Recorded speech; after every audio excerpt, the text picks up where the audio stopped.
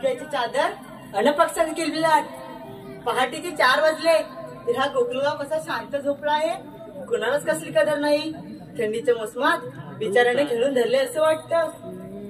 अगे चंद्रा, अगे चंद्रा, का म्हणावं. नवऱ्यांना सोडत नाही का या नवऱ्यांना सोडत नाही. अगे दीपाली, अगे रुपाली. काय झालं तुला. आम्हाला तुला करून देत नाही. अगं काय करून देत नाही. अगं राधे थांब ग. हा बघ झाले ना. ते थोडं बाकी आहे. हो झालं. आणि ती तारा तिचा झाला बसारा आवडेल तेव्हा. जा बाई मी नाही येत. असते का तारा. ती नवीनच आहे. बरं मला सांगा आपल्या कुणाला बाजाराची माहिती आहे का. छे नाही कर आता कुणाच माहित नाही.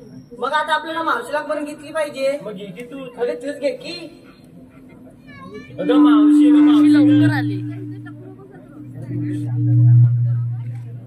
अगं मावशी ग.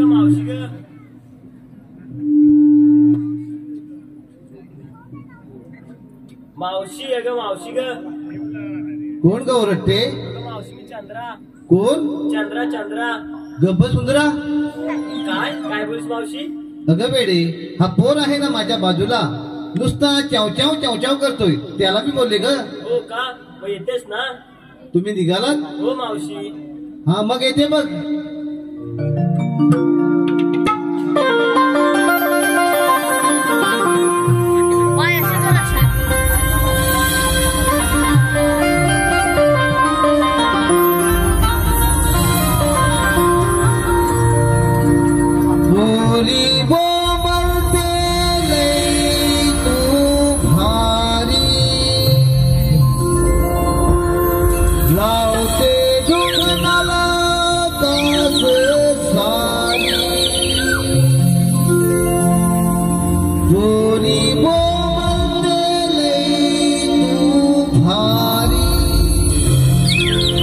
Laute